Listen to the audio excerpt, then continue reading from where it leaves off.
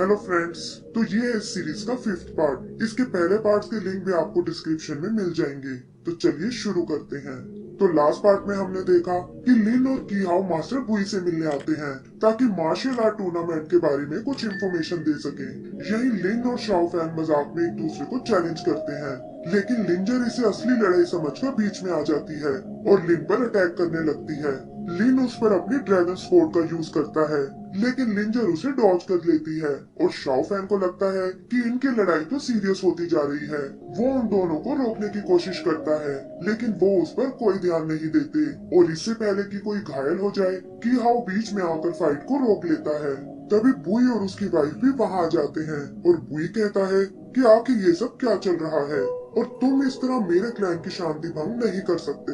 की हाउ बुई से माफी मांगता है और लिंजर से पूछता है कहीं लिन ने तुम्हें कोई चोट तो नहीं पहुंचाई, जिस पर लिंजर कहती है कि ऐसे फाइटर मुझे नुकसान नहीं पहुंचा सकते। की हाउ लिन से आगे आकर माफी मांगने को कहता है, लेकिन देखता है कि वो अभी भी पूरे एटीट्यूड में है।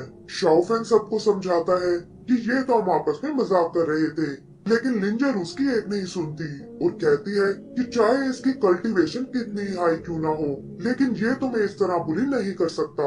लिन भी फाइनली उन सब से सॉरी बोलता है और बुई कहता है कि ड्रैगन क्लैन वाले हमेशा ऐसी ही गलती करते हैं और ये कहकर वहाँ से चला जाता है।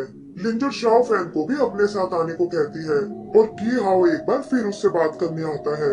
वो लिंजर से कहता है कि मैं अपने साथी के बिहेवियर के लिए बहुत शर्मिंदा हूँ, लेकिन लिंजर उसकी पूरी बात सुने बिना ही जाने लगती है। की हाउ उसे 1 मिनट रुकने को बोलता है और अपने पास रखा एक पर्ल बॉक्स उसे दिखाता है जो उसने डेमन सेट के साथ लड़ाई में हासिल किया था। वो बताता है कि ये एक बेशकीमती मोती है जो तुम्हारी ब्यूटी में 4 चांद लगा देगा और मैं माफी के तौर पर इसे तुम्हें गिफ्ट करना चाहता हूँ। लिंजर पहले तो उसे लेने से मना कर देती है, लेकिन की हाउ के बार बार रिक्वेस्ट करने पर फाइनली उस गिफ्ट को एक्सेप्ट कर लेती है। इधर लिन शाओ फैन से पूछता है कि तुम उसे इतना घूर कर क्यों देख रहे हो, जिस पर शाओ फैन थोड़ा घबरा जाता है और कहता है कि मुझे तो बस तुम दोनों की चिंता हो रही थी। लिन को लगता है कि शायद उसके और लिंजर के बीच कुछ चल रहा है, लेकिन शाओ फैन इससे इनकार कर देता है और कहता है कि जैसा तुम सोच रहे हो वैसा कुछ नहीं है। लिन शाओ फैन को थोड़ा और छेड़ता है और इसी तरह मस्ती करते हुए वो बाहर निकल जाते हैं। वहाँ लिन उससे पूछता है कि क्या तुम भी टूर्नामेंट में हिस्सा लेने वाले हो, जिस पर शाओ फैन कहता है कि ये सब तो मास्टर बुई पर डिपेंड करता है। लिन उसे बताता है कि ये कंपटीशन 60 साल में एक बार होता है और अगर हम इसमें पार्ट ले पाए तो ये हमारे लिए बहुत अच्छी बात होगी। शाओ फैन इसके लिए उसे गुड लक बोलता है और लिन कहता है कि ये हमें अपने गांव के लिए करना होगा।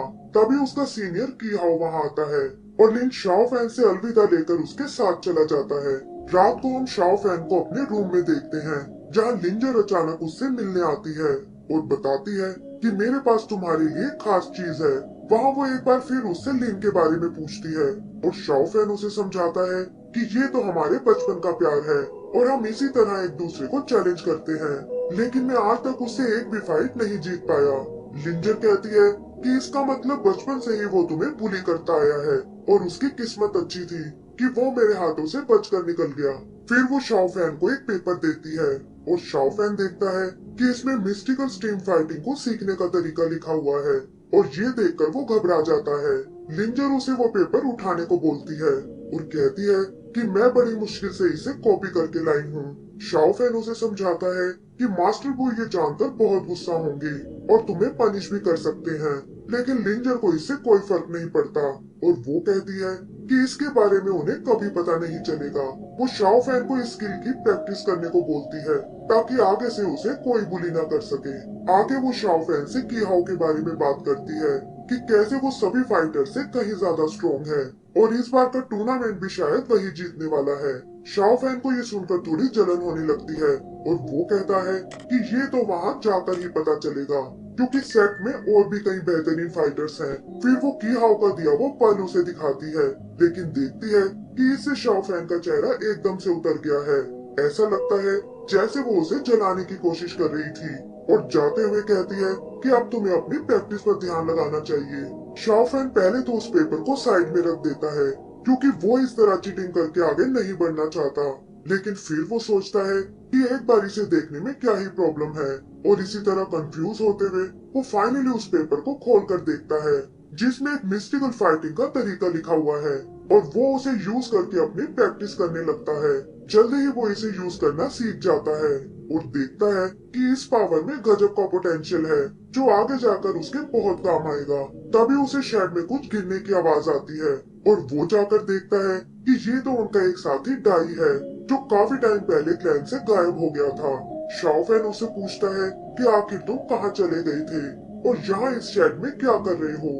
तब डाई उसे अपनी पावर दिखाता है कि कैसे उसने लकड़ी से ये वुडन डाइस बनाए हैं जिनका साइज वो चेंज कर सकता है, और इन्हीं के लिए वो इतने साल प्रैक्टिस कर रहा था।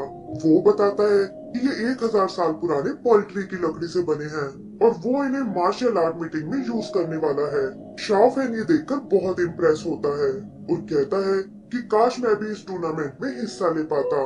तब डाई उसे बताता है कि वो तो तुम्हें लेना ही पड़ेगा क्योंकि वैसे भी हमारे पास बस 7 ही फाइटर्स हैं और टूर्नामेंट के लिए हमें 9 फाइटर्स चाहिए। ये सुनकर शाओफेन खुश हो जाता है और फिर वो दोनों बाकी मेंबर से मिलने अंदर चले जाते हैं। इधर दूसरी तरफ हम लिन को देखते हैं जो अपनी ड्रैगन स्वॉर्ड से सबको हैरान कर रहा है, और बाकी स्टूडेंट्स को लगता है कि आखिर इसमें ऐसा क्या खास है जो मास्टर ने ये डिवाइन वेपन इसे दे दिया जिसका मुकाबला कुछ सीनियर की हाउ भी नहीं कर सकता। तभी मास्टर कैंग सोंग वहाँ आता है और कहता है कि मैं तुम्हारे हार्डवर्क से बहुत खुश हूँ, लेकिन इससे ओवर कॉन्फिडेंट बिल्कुल मत होना क्योंकि मार्शल मीटिंग में टॉप पर आने के लिए तुम्हें और मेहनत करनी होगी। वो बताता है कि ड्रैगन क्लैन हमेशा से टूर्नामेंट में अच्छी पोजीशन लेता आया है और इस बार भी वो उनसे ऐसा ही एक्सपेक्ट करता है। आगे हम सेट के किंग डाओशुआन को देखते हैं जिसके लिए एक सीक्रेट मैसेज आया है।